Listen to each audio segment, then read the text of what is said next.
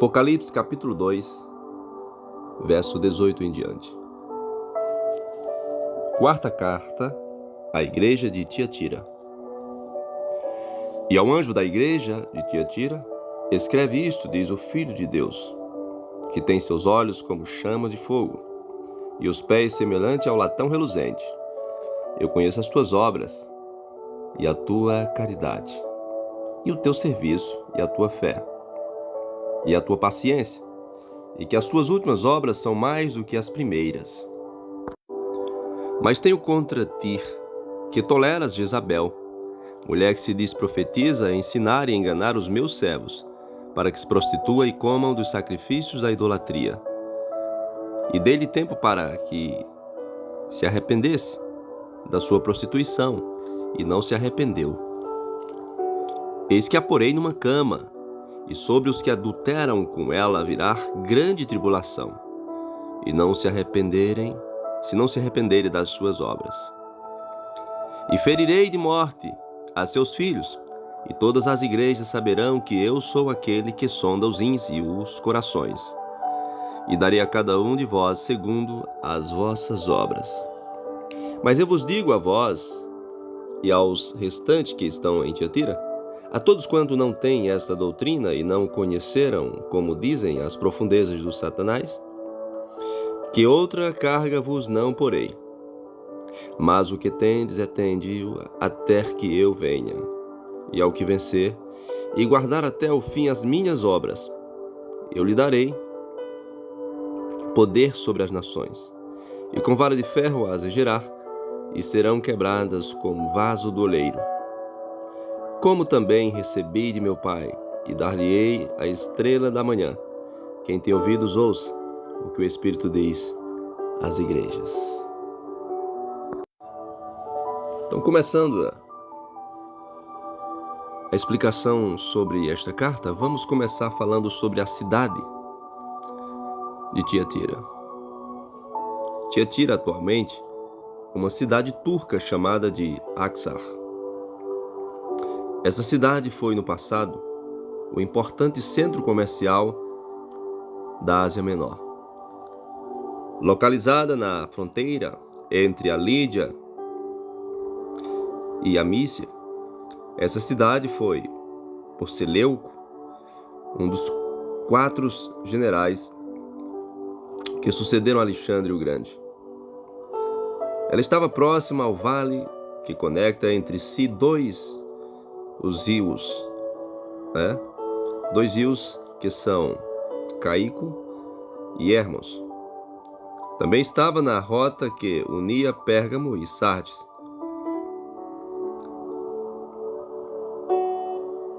Por esse caminho percorria o Correio Imperial. Ela era uma cidade comercial. Se destacava na produção têxtil. Segundo Atos dos Apóstolos, havia uma comerciante dessa cidade que negociava com roupa. Era vendedora de púrpura e comerciava em Filipe. Ela se chamava Lídia. Atos 16, 14.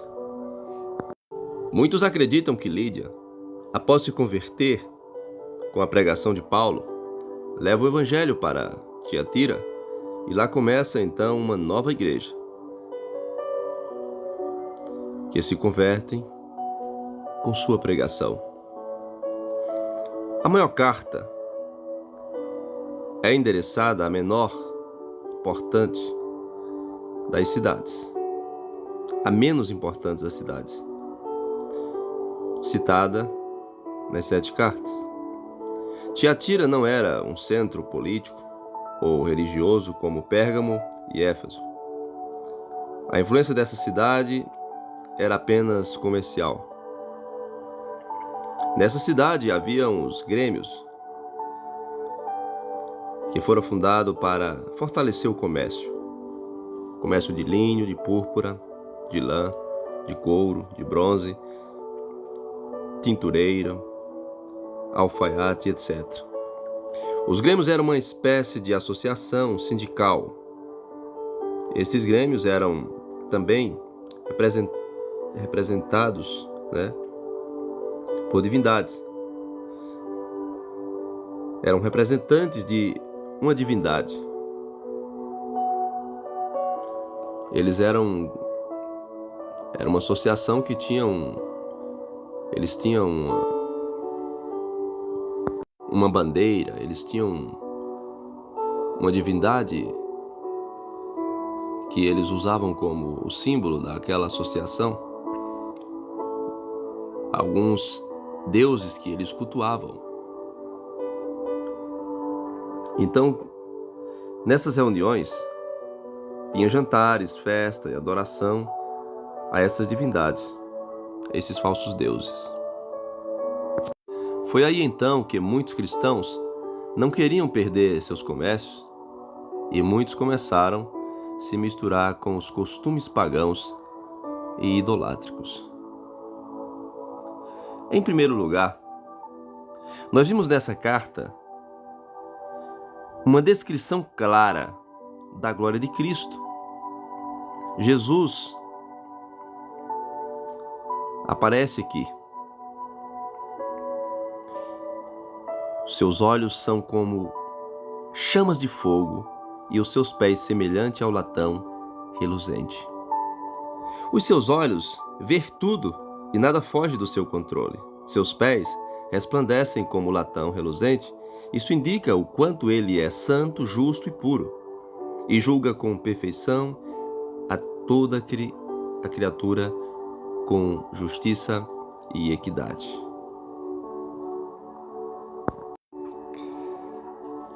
Ele começa apresentando as qualidades da igreja, diferente de nós, que olhamos primeiro,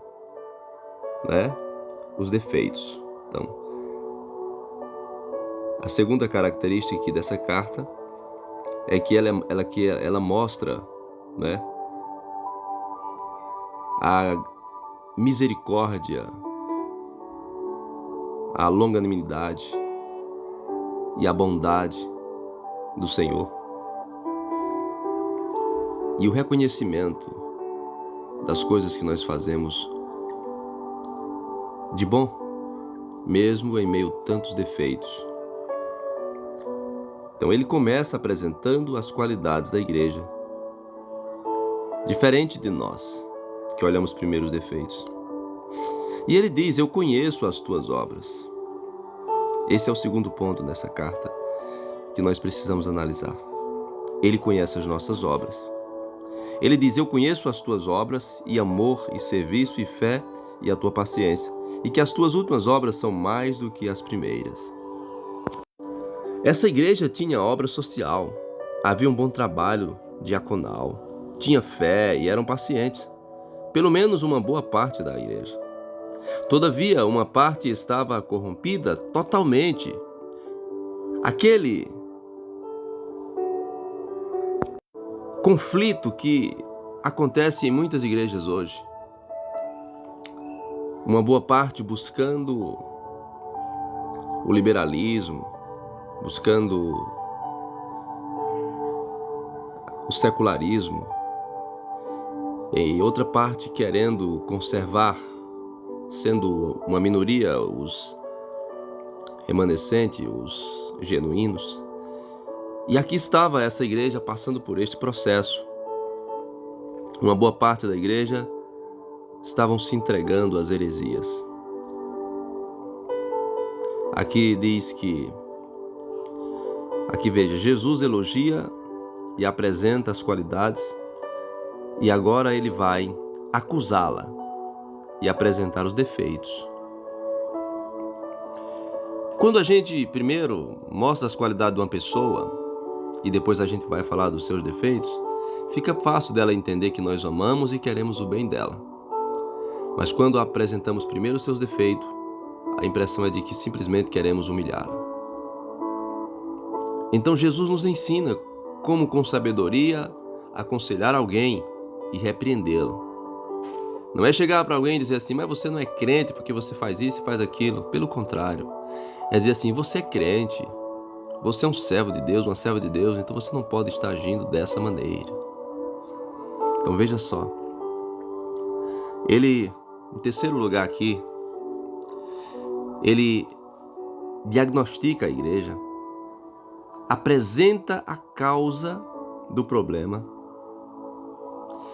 e apresenta a solução. Veja, no verso 20, o que ele diz? No verso 20 ele diz assim: mas tenho contra ti que toleras Jezabel, mulher que se diz profetiza, e ensinar e enganar os meus servos para que se prostitua e comam dos sacrifícios da idolatria.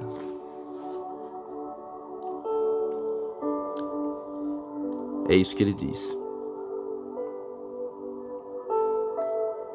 O problema é uma falsa profetisa, uma Jezabel, que engana a igreja e os incita ao pecado de prostituição e de idolatria. Jezabel foi a mulher de Acabe. Lá nos dias do profeta Elias, ela era sacerdotisa de Baal e de Aserá, da deusa Ashera ou Aserá. Ela adorava essa deusa que em Israel era conhecida como Estar ou Astarote, e era prostituta pelo fato de que esses deuses eram adorados com cultos que envolviam orgias. Então essa mulher era uma espécie de feminista da época. Ela introduziu a idolatria em Israel e por isso se tornou o símbolo da falsa religião que leva a igreja a se apostatar da fé. Provavelmente havia uma mulher em Tiatira que estava fazendo isso, ensinando os irmãos a não resistir aos grêmios e sim praticar tudo, dizendo que deveriam conhecer a profundeza das coisas de Satanás. Isso é um pensamento contraditório ao Evangelho. É uma filosofia gnóstica dos nicolaítas. A igreja atual se encontra nessa situação. Poucos ousam combater o pecado e heresia dentro da igreja. Preferem ficar calados para não sofrer perseguições. Você já viu alguns pais que dizem assim: não, deixa meus filhos conhecer o mundo, porque é bom que ele conheça, para ele não ficar curioso, e de repente ele vai ver que o mundo não tem nada para oferecer, depois ele volta. Não é isso que a Bíblia ensina. A Bíblia ensina ensinar o filho no caminho que deve andar, e ainda quando envelhecer não esquecerá dele. Quando você diz isso, você está pregando essa doutrina dos nicolaítas, que é preciso conhecer as profundezas de Satanás. Mas muito filho não volta, morrem lá e vão para o inferno. E você, pai, é culpado por ter dito que o seu filho poderia conhecer as profundezas de Satanás. Ah, meu filho ainda não é batizado, ainda não é crente. Não precisa ser batizado para ser crente. Não tem que ser batizado para ser crente, tem que ser crente para ser batizado. Então, filho de crente é crente. Filho de crente tem que se criar, o pai dizendo para ele que ele deve temer a Deus, que ele deve obedecer a Deus e que ele não deve pecar, porque ele conhece a verdade. Tem pai que parece que acha bonito ver os seus filhos vestidos como mundanos, falando como mundanos, com cabelinho como mundanos. Parece que eles acham bonito. Parece que eles admiram essas coisas e não podem fazer e liberam seus filhos porque não são batizados. Vamos aqui, em quarto lugar, o Senhor dá uma oportunidade de arrependimento, né? Vamos ler aqui. Ele diz: dê-lhe tempo para que se arrependam, que se arrependesse da sua prostituição, e não se arrependeu. Então, já tinha havido uma chance para que ela se arrependesse, mas mesmo assim ela não se arrependeu. Então o Senhor estava tendo misericórdia, mas agora a ira de Deus vai cair sobre esta mulher. E ele diz, no 22, eis que a porei numa cama, e sobre os que adulteram com ela virá grande tribulação, e se não se arrependerem das suas obras. Tá vendo? Então, o que seria a solução do problema? O Senhor diz que é longânimo, que não pune imediato. Pois se ele punisse imediatamente, não havia ninguém vivo, porque todos já lhe decepcionaram. O Senhor já foi entristecido por todos nós em alguma coisa. Em vários momentos da nossa vida, nós quebramos as leis de Deus. Mas Ele é juiz e julga na hora certa. E é misericordioso e nos dá oportunidade para que nós venhamos se arrepender. Então não existe essa coisa de dizer que não tem mais jeito para aquele ou para aquela, porque essa mulher era prostituta, que está envolvendo prostituição e idolatria. E mesmo assim o Senhor disse que deu tempo para que ela se arrependesse, mas ela não se arrependeu. Então nunca é tarde para que nós venhamos buscar o arrependimento, a menos que já partimos dessa vida para outra e já aí não há mais jeito. Mas enquanto temos vida, podemos buscar a misericórdia de Deus. A não ser que nós nos tornemos totalmente apóstata, a ponto de sermos contra Deus, contra o seu Espírito, blasfemando contra o seu Espírito, e aí não há mais perdão para nós. Mas enquanto reconhecermos que Deus é Deus e que Ele é o Todo-Poderoso e que nós somos pecadores e que nós necessitamos dEle e aceitamos a Ele, nós podemos buscar o arrependimento. Buscar se arrependermos e buscar o seu perdão, e Ele nos dará. Mas veja aqui, em quinto lugar, Ele disse que a essa mulher Ele iria punir, e os outros que seguiam a ela ainda tinham tempo para voltar atrás. Se não se arrependessem, Ele os puniria também. Está vendo? As pessoas que estão ouvindo maus conselhos, seguindo a falsos mestres, seguindo o mau caminho de alguma pessoa, maus conselhos, conselhos de ímpio, ainda tem tempo para que você volte atrás. O Senhor falou que colocaria ela numa cama, ou seja, um leito. Isso pode ser uma figura, pois o leito que servia para prostituir-se, agora seria para pagar o preço do pecado, sendo cobrado até as profundezas do inferno. Ele promete matar de morte, ou seja, condenar ao sofrimento eterno, a morte espiritual. Quando ele diz assim: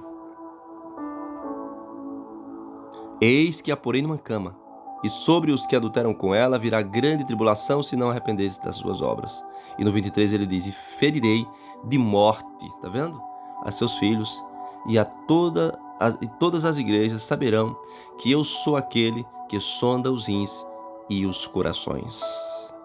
E darei a cada um de vós segundo as vossas obras. Ele é justo e nos dará aquilo que as nossas obras praticadas mereceram. Ainda bem que aqueles que estão debaixo da graça e vivem debaixo da proteção de Deus e lançam a esperança na cruz de Cristo, não receberão segundo aquilo que merecem, mas pelo contrário, receberão o favor imerecido. Receberão segundo a obra de Jesus, a qual é merecedora. Mas aqueles que praticam maus obras receberão o que merecem, receberão o justo galardão da morte, do pecado, o salário do pecado. Está escrito que o salário do pecado é a morte, ou seja, esse é o prêmio, essa é a recompensa para os que pecarem, a morte. Mas o dom gratuito de Deus, ou seja, a graça, o favor imerecido, o dom gratuito de Deus é a vida eterna. E em sexto lugar, ele lembra a igreja que ele é soberano, onipresente, onipotente e onisciente, que conhece até os pensamentos do homem. Ele diz que sonda, não é? Os rins e os corações. Darei a cada um de vós segundo as vossas obras. Mas eu vos digo, a vós, 24, e aos restantes que estão em Tiatira, a todos quanto não têm esta doutrina e não conhecem, como dizem, as profundezas de Satanás, que outra carga vos não porei, mas o que tendes, retende-o até que eu venha. Veja que no momento de muita perversão, no momento de muita heresia, de muita dificuldade, de muitas coisas terríveis na igreja, manter-se na doutrina, guardar os princípios, manter-se conservador, guardando aquilo que aprendeu, os valores, já é suficiente para que Deus possa ter misericórdia de você, lhe alcance e possa lhe revestir. É o suficiente para que permaneça vivo, para que escape da ira futura. Ele diz que não exige muito, não precisa você ser o super-herói da fé, não precisa você sair por aí curando, libertando e fazendo coisas do tipo, que isso é muito bom quando recebemos os dons de Deus para estar atuando e fazendo coisas, vendo coisas sobrenaturais. Mas ele está dizendo que se você for fiel, meu filho, não precisa de fama, de sucesso, de status, de reconhecimento, não.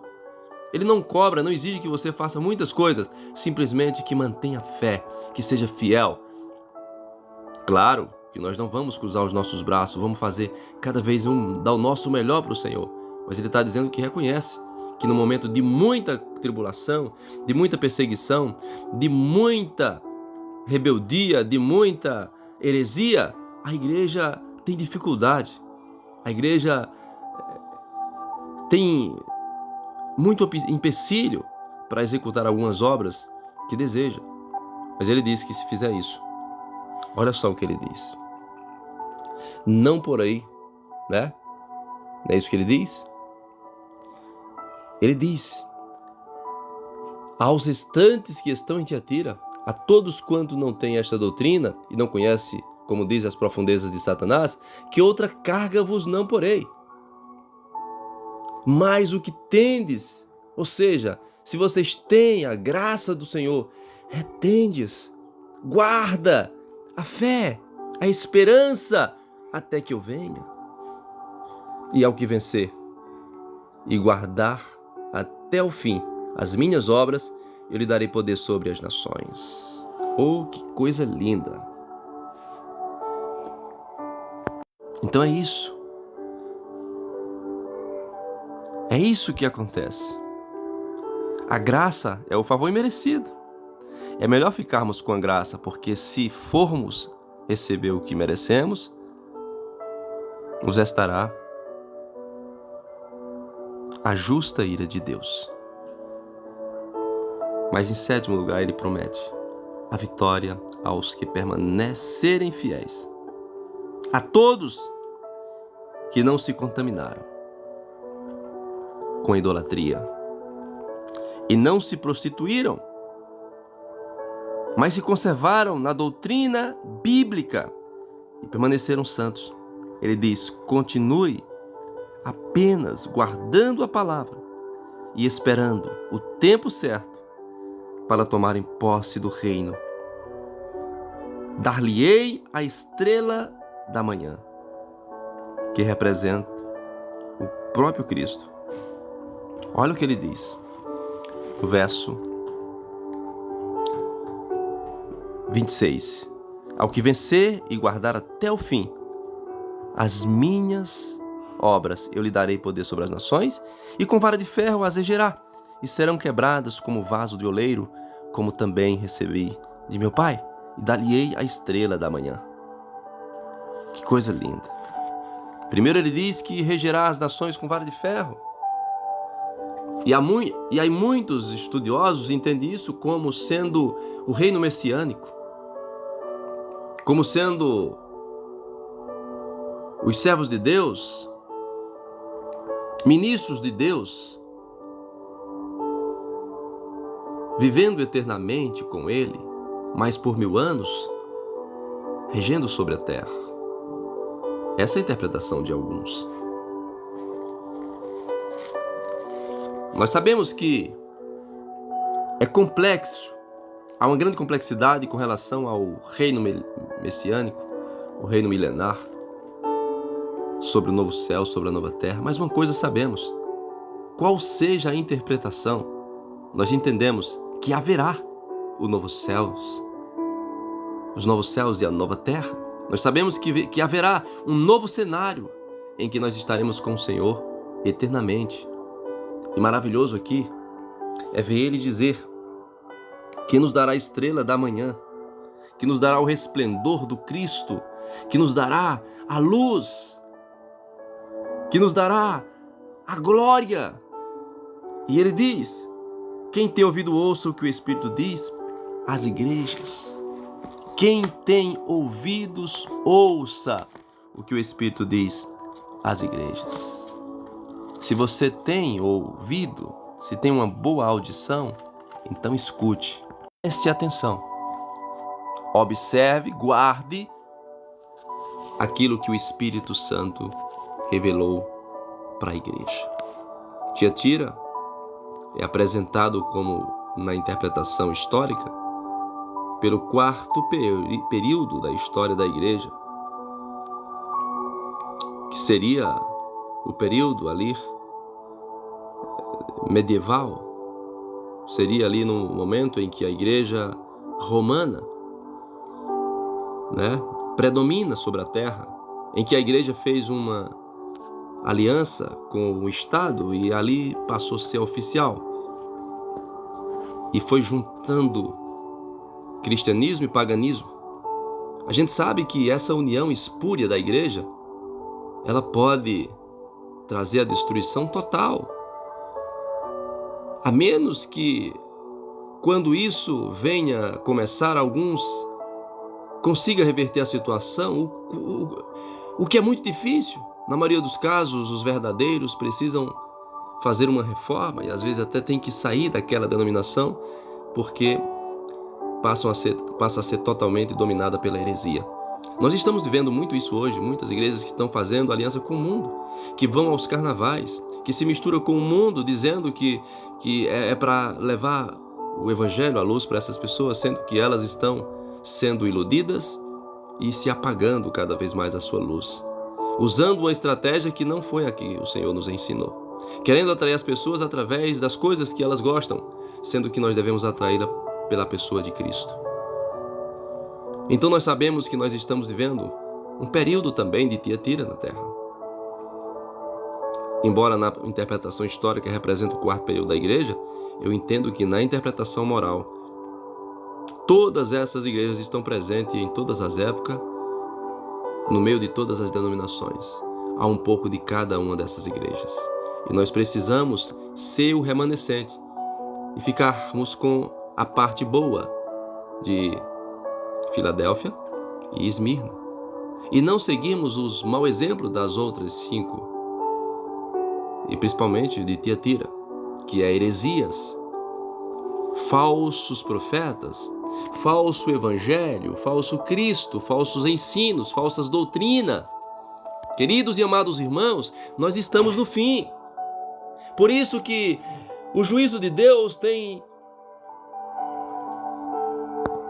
punido muitos, por isso que muitos fenômenos têm acontecido, de tsunamis, terremotos, alagamentos, muita chuva, enchentes, tem levado muitas pessoas à morte, pandemias e muitas coisas parecidas, muita violência, guerra, o mundo está um caos.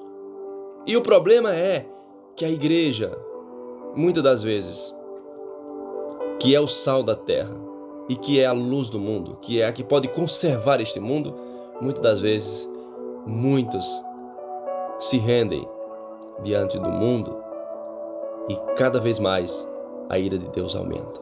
As pessoas brincam, zombam nos carnavais. As pessoas zombam de Deus e cada vez que eles zombam, mais a ira de Deus aumenta e mais coisas acontecem. Mesmo assim, eles continuam irritando a Deus e provocando a ira de Deus. Igreja, acorda, desperta tu que dorme e levanta de entre os mortos.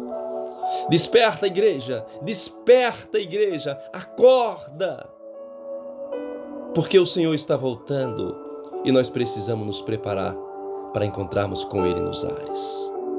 Que Deus vos abençoe. Compartilhe esse conteúdo. Compartilha com os teus amigos. Compartilha, porque isso é muito importante.